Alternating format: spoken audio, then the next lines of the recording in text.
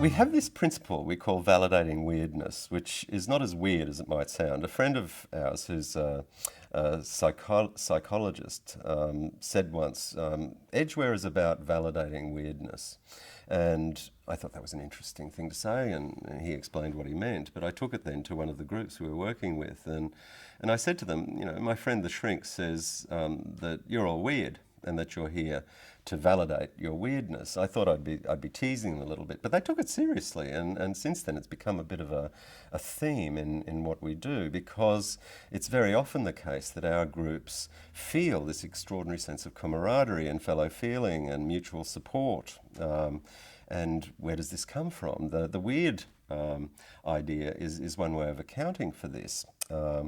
So I asked my friend, what do you mean weird? What's weird in these terms? And he defined a kind of psychographic as distinct from a demographic. A weirdo for him is somebody who, for example, has SOS, shiny object syndrome, is temperamentally attracted to things before they really complete what they're on at now. So they jump around professionally, personally, psychologically quite a lot. They're typically more at home on the edge of things than in the centre of things, or they're footloose. If they're on the edge, they want to be in the centre. If they're on the centre, they want to be on the edge. They're more susceptible than the general population to mood disorders. They're more susceptible than the general population to creative activity in one way or another. Professionally, as with the SOS example, you'll talk about portfolio careers where people move around from one thing to another. Now, if you grow up and spend most of your life like that, if that's the kind of person you are, then you're in the minority. And you receive feedback like, be real, get a job. I know you don't like studying, but you should get the piece of paper because, and etc. Words to the effect of no.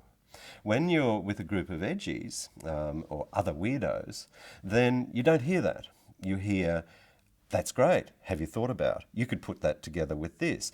Have you met such and such? Words to the effect of yes. And that's very unusual and it's very heady. And so this enormous sense of validation grows up in the groups, and that's the story, or at least our account of the story of the fellow feeling and the camaraderie that develops with edgies. Now, if you're a weirdo, there are several career paths that are available to you, and none of them are conventional, and most of them involve creativity, in our view. So those career paths might be creative entrepreneurship, which is our ballpark, creative business, building a business from the ground up. This is not buying a franchise, this is creating a new business. Creative arts, so artistic activity where you generate value and novelty in artworks. Creative activism, where you seek to change the world in unusual ways, through unusual interventions that again are novel and have value to consumers.